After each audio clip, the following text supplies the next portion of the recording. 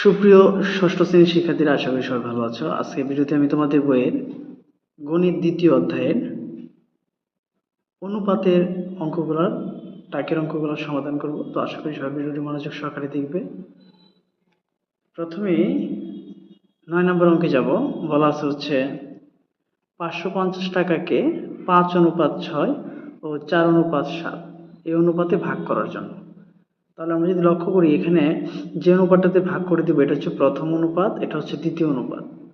এবং প্রথম অনুপাতে একটা পূর্ব রাশি, একটা হচ্ছে উত্তর রাশি। দ্বিতীয় অনুপাতে একটা পূর্ব রাশি, একটা হচ্ছে উত্তর রাশি। যেহেতু টাকাটা দুটি অনুপাতে ভাগ করে দিব, তাহলে প্রথম অনুপাতে কাজটা আগে করব। তাহলে লিখবো যে প্রথম অনুপাত 5:6। এবার প্রথম কাজ হচ্ছে এই পূর্বপদ এবং উত্তর পদ্ধতিটাকে যোগ করা। তাহলে 5 আর 6 যদি যোগ করি তাহলে হয়ে যাবে কত? 11। ঠিক আছে। এবার প্রথম অংশটা তাহলে কত হবে? মোট টাকা হচ্ছে 550। তাহলে আমরা লিখতে পারি 550 এর 11/5 এবার 11 দ্বারা যদি আমরা 550কে ভাগ করি তাহলে হয়ে যাবে কত? 50। আর 50-এর সাথে যদি 5 গুণ করি তাহলে কত হয়ে যাবে? 250।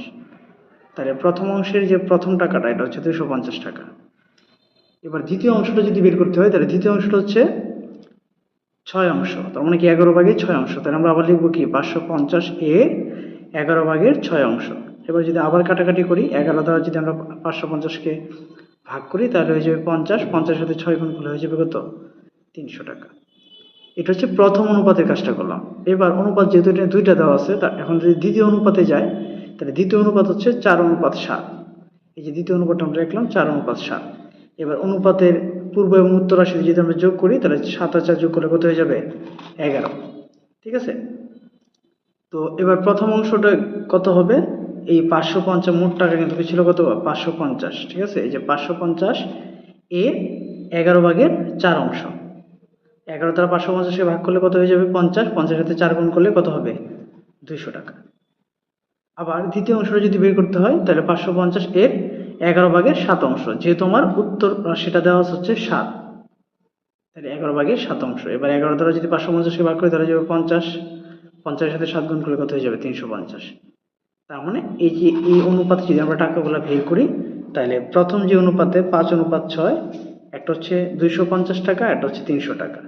আর এখানে একটা হচ্ছে 200 টাকা, একটা হচ্ছে কি 350 টাকা। এই টোটাল যোগফল হচ্ছে কত? 550। পরে তোমরা উত্তরটা এভাবে লিখে দিবা। ঠিক আছে। তো আশা করি 9 নম্বর অঙ্কের সমাধানটা তোমরা বুঝতে পেরেছো। এবার যা বলছে 10 নম্বরে।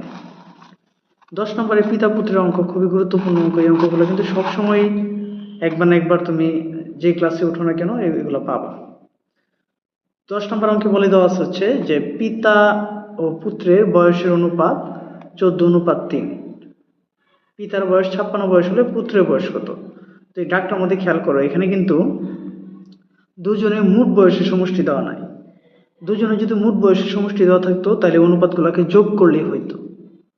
যেহেতু একজনের বয়স দেওয়া আছে আর একজনের বয়স বের করতে হবে, অনুপাতি নিয়ম অনুযায়ী যার বয়সটা বের করতে হবে তার অংশটা সবসময় উপরে থাকবে। তো লক্ষ্য করো, এখানে কিন্তু আমরা পুত্রের বয়সটা বের করব। তাহলে পুত্রের অনুপাতের অংশ হচ্ছে 3 আর পিতার অনুপাতের অংশ হচ্ছে কত? 14। তাহলে আমরা মূলত পুত্রের বয়সটা হবে কি 14 মানে আমরা যেহেতু পুত্রের বয়সটা বের করব, এই পুত্রের বয়সটা বের করার জন্য আমাদের হয়ে যাবে কত? মূলত 14/3 অংশ। ঠিক আছে। তো এটাকে প্রথমে যে লিখলাম যে পিতা ও পুত্রের বয়স অনুপাত 14:3। পিতার বয়স পুত্রের বয়সের কত গুণ? এই 14/3 গুণ। ঠিক আছে। এখানে 14 আর এখানে হচ্ছে কি 3। অর্থাৎ প্রথমটা হয়ে গেল পূর্বপদ, পরটা হয়ে গেল কি উত্তরপদ। কারণ প্রথমটা লব, পরটা হচ্ছে কি হর। কিন্তু এখন পিতার বয়স দেওয়া আছে 56 বছর। তাহলে পিতার বয়স যদি 56 বছর দেওয়া থাকে তাহলে পিতার বয়স পুত্রের বয়সের কত গুণ বলছে? এত গুণ। পিতার বয়স 56 বছর, পুত্রের বয়সে 14/3। এবার আমরা যদি পুত্রের বয়সটা বের করতে হয় তাহলে এই যে এখানে যে জিনিসটা আছে না 14/3 আছে, এটাকে যদি আমরা উল্টিয়ে ফেলি তাহলে 3 চলে যাবে উপরে, 14 এসে নিচে। 14 দ্বারা যদি 56কে ভাগ করি, 4 14 56, 3 4 হচ্ছে 12 বছর। আর এটাকে যদি আরেকটু সহজ করে করি তাহলে মনে করো যে এখানে পিতার বয়স যদি আমরা যদি এবার লিখি যে পিতার বয়স 56 আর পুত্রের বয়স হচ্ছে কি পিতার বয়সে এভাবে লিখতে পারো যে পুত্রের বয়স পিতার বয়সের, ঠিক আছে, 14/3 গুণ। এটা যদি আমরা লিখিনি তাহলে কিন্তু অঙ্ক করতে সহজ হয়ে যায়। তাহলে আমরা লিখতে পারি এভাবে যে 56 14/3 গুণ, 4 14 56, 3 4 হয়ে যায় কত 12। এইভাবে করা যায়, এইভাবে করা যায়, যেভাবে সহজ লাগে এইভাবে করতে পারবো। তো আশা করি এটা বুঝতে পেরেছ। এবার যাব হচ্ছে 11 নম্বর অঙ্কে। তো 11 নম্বর অঙ্কে কি বলা আছে আমরা যদি লক্ষ্য করি, 11 নম্বর অঙ্কে বলা আছে হচ্ছে দুটি সংখ্যার যোগফল 630, এদের অনুপাত হচ্ছে 10:11, সংখ্যা দুইটি নির্ণয় করো। তাহলে দেখো যোগফল দেওয়া আছে, যোগফল যদি দেওয়া থাকে তাহলে যে অনুপাতগুলো দেওয়া থাকবে অনুপাতগুলোকে যোগ করতে হবে। তাহলে প্রদত্ত অনুপাতটা আমরা প্রথমে লিখবো 10:11। এবার এটা পূর্ব রাশি এবং উত্তর রাশিটা আমরা যোগ করব। তাহলে পূর্ব রাশি উত্তর রাশি যদি যোগ করি তাহলে 10 আর 11 যোগ করলে কত হয়ে যাবে 21, ঠিক আছে। তাহলে প্রথম সংখ্যাটা কি হবে 21/10 অংশ, আর দ্বিতীয় সংখ্যাটা হবে 21/11 অংশ। মোট যেহেতু যোগফল দেওয়া আছে কত 630, তাহলে আমরা লিখতে পারি প্রথম সংখ্যাটি হবে কত 630 এর 21/10। তাহলে 21 দ্বারা যদি আমরা 630-কে কাটাকাটি করি তাহলে আমরা জানি 3 21 হচ্ছে 63, তাহলে 30 সাথে 10 গুণ করলে হচ্ছে 300। আর দ্বিতীয় সংখ্যাটি সেম একইভাবে যদি আমরা লিখি 630 এর 21/11, এটা দ্বারা এটাকে যদি ভাগ করি তাহলে হয়ে যাবে 30 সাথে 11 গুণ করলে হচ্ছে 330, ঠিক আছে। আসলে 11 নম্বরটা হচ্ছে তোমাদের বইয়ের 9 নম্বরের মতো সেম টু সেম। আশা করি এটা বুঝতে পেরেছো। তো এবার যাবো হচ্ছে 12 নম্বর অঙ্কের সমাধানে। তো 12 নম্বর অঙ্কটা আমরা খেয়াল করবো। 12 নম্বর অঙ্কে বলা হচ্ছে দুইটি বইয়ের মূল্যের অনুপাত 5:7, দ্বিতীয়টির মূল্য 84 টাকা হলে প্রথমটির মূল্য কত। তো লক্ষ্য করো দ্বিতীয়টির মূল্য দেওয়া আছে কিন্তু দুইটার যোগফল একত্রে দেওয়া নাই এবং প্রথমটা মূল্য বের করতে বলছে। তাহলে নিয়মটা হচ্ছে, আমি একটু শর্টকাট টেকনিক দেখাই, যেটা মূল্য বের করব এই অংশটা উপরে থাকবে।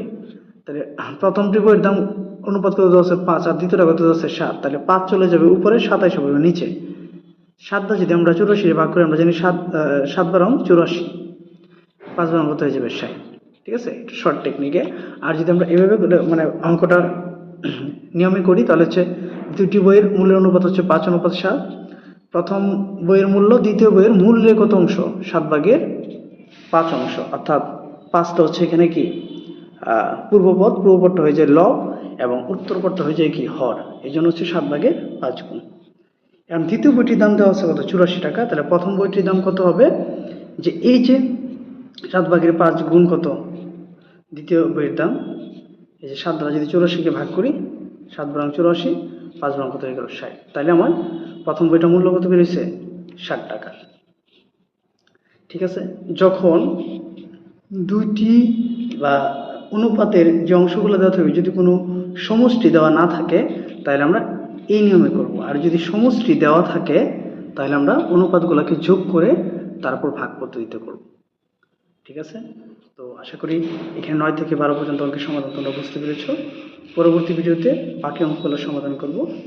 তো আশা করি ভিডিওটি তোমাদের কাছে ভালো লেগেছে। যদি ভিডিওটি তোমাদের কাছে ভালো লেগে থাকে তাহলে চ্যানেলটাকে অবশ্যই সাবস্ক্রাইব করবে এবং ভিডিওটি সবার মাঝে শেয়ার করবে। এবং হ্যাঁ, একটি কথা, যদি তোমরা বুঝতে কোথাও সমস্যা হয় তাহলে আমাকে কমেন্টসে জানাবে। ধন্যবাদ সবাইকে এতক্ষণ মনোযোগ দিয়ে ভিডিওটি দেখার জন্য।